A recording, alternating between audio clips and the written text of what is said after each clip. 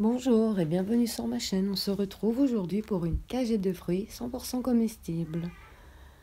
On va passer aux ingrédients pour la pâte sablée. 400 g de farine, 100 g de beurre froid, 2 œufs, 140 g de sucre glace et 2 pincées de sel. On passe à la préparation. Je mets la farine dans mon bol,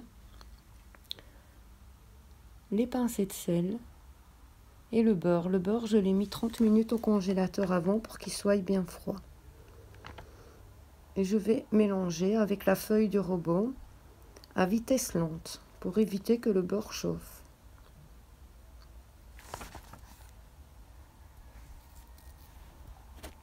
Donc je l'ai mis, mon robot, je l'ai placé au numéro 2.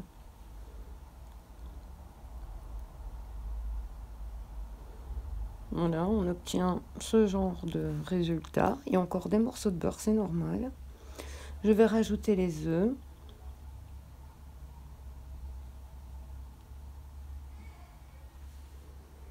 Et je vais les mélanger avec le reste.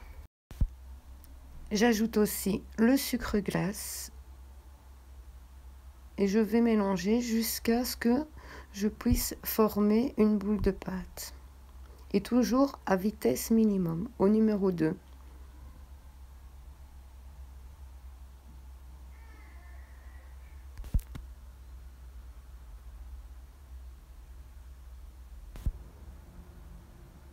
Voilà, maintenant je vais simplement ramasser la pâte dans le bol sans trop la presser dans mes mains ni pétrir. Voilà, je vais simplement la ramasser comme ceci délicatement, la poser sur mon plan de travail.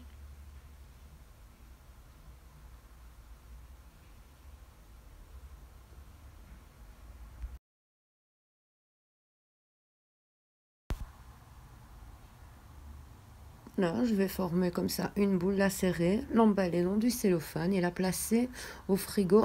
C'est un minimum de 2 heures. L'idéal, une nuit, c'est super. Mais sinon, si vous n'avez pas le temps, un minimum de 2 heures au frigo. C'est très important.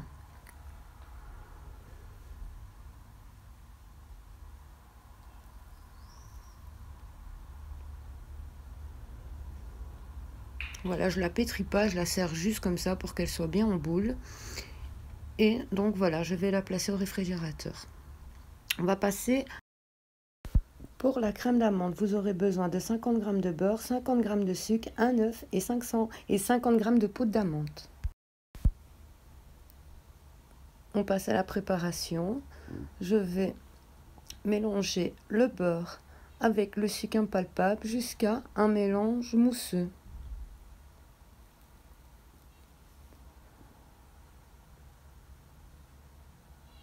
Donc voilà, je mixe.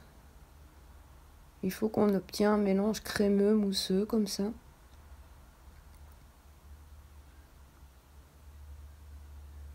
On n'hésite pas à racler, remettre au centre.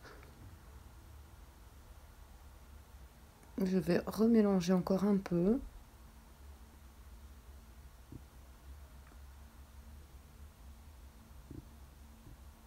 Voilà.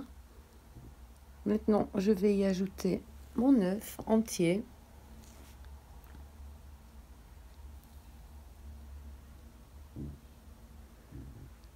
Je mélange.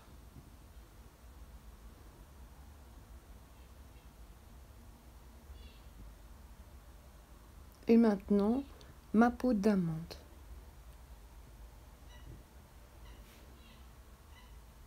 Et je la mélange, je l'incorpore dans le reste de ma préparation.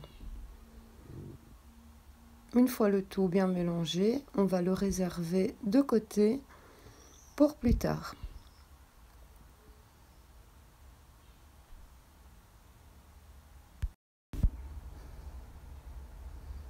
Voilà, ma pâte sablée est sortie du frigo. Je vais la mettre entre deux feuilles de papier cuisson et je vais l'étaler sur 3 mm. Voilà, j'ai étalé ma pâte sur 3 mm. Et maintenant, avec mon gabarit, je vous mettrai les dimensions. Je vais prédécouper toutes mes parties de ma cagette.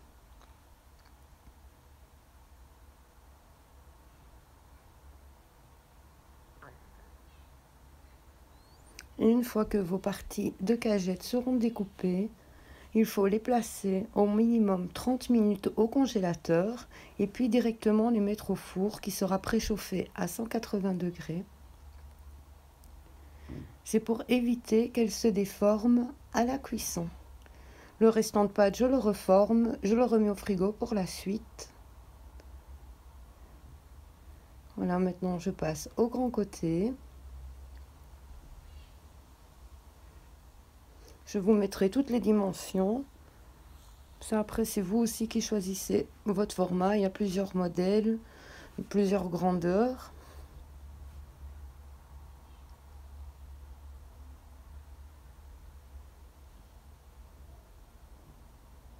Voilà, je refais mes petits bords pour que ce soit bien droit.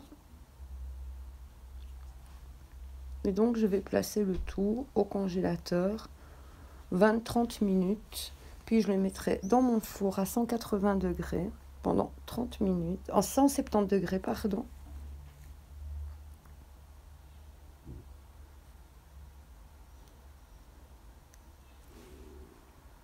Voilà, ici, je reforme bien simplement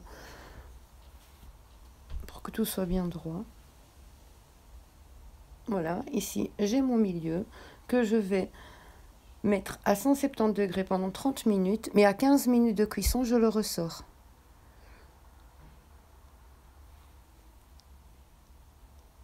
Donc, à mi-cuisson, je l'ai ressorti au bout de 15 minutes et je vais venir étaler dessus ma crème d'amande. Et après, une fois que toute ma crème d'amande sera étalée dessus, je continue l'autre moitié de cuisson, donc 15 minutes, à 170 degrés. Donc voilà, je l'étale partout. Ça va faire comme un genre de mousseline, comme s'il y avait un petit cake comme ça au-dessus de la pâte sablée.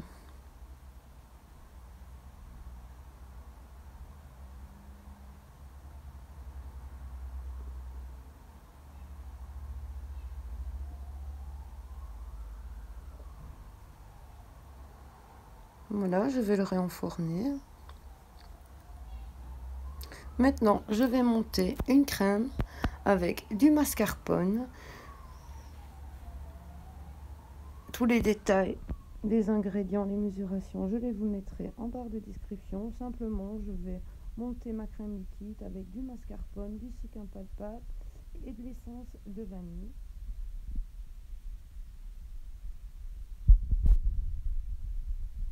Je les placerai dans une poche à douille. Je les mettrai au réfrigérateur pour que tout soit bien frais au moment de l'assemblage.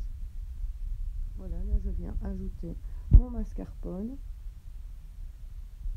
et je vais monter le tout.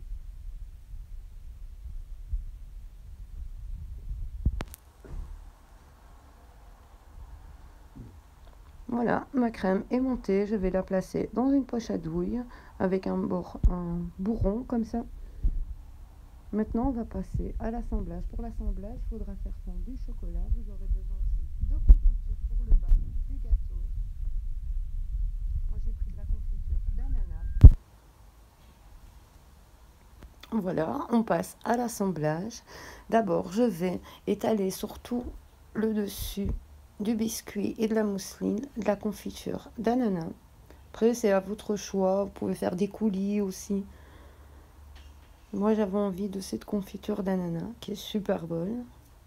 Donc voilà, j'en étale, j'ai mis tout le pot au-dessus. Voilà, maintenant, simplement avec mon chocolat blanc qui est fondu, je vais venir coller les parties de la cagette.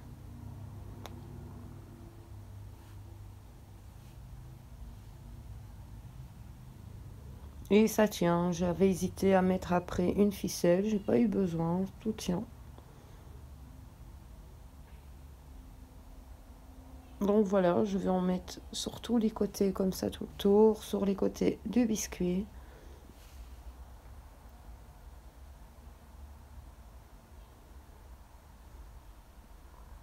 C'est la partie la plus délicate.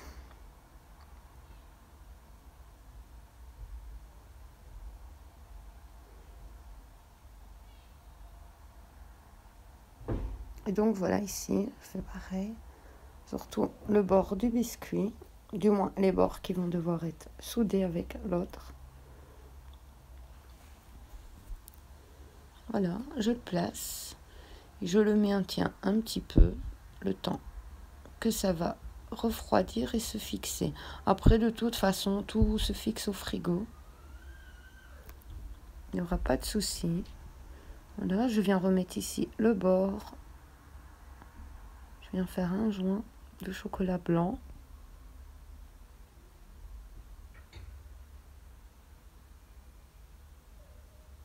Voilà. Et je vais faire ainsi avec toutes les parties de ma cagette. Je vais l'assembler toute avec donc du chocolat blanc fondu tout simplement. On pouvait faire aussi choisir du miel, un glaçage, de la confiture. Il y a vraiment plusieurs façons pour le faire tenir. Vous pouvez placer des verres derrière ou, comme je vous dis en finale, le fermer avec une corde, un ruban. Mais là, comme vous voyez, j'ai même pas eu besoin de tout ça. Et puis voilà, avec ma crème montée, je vais venir pocher partout, sur toute la surface. Et alors pour les fruits, vous choisissez ce que vous voulez comme fruits selon vos goûts. Une fois que tout ça sera rempli, il n'y a plus qu'à la garnir de fruits. Voilà le résultat. J'espère que cette recette vous aura plu. N'hésitez pas à la liker, à la partager. N'oubliez pas d'activer la petite cloche pour ne rater aucune recette. À bientôt!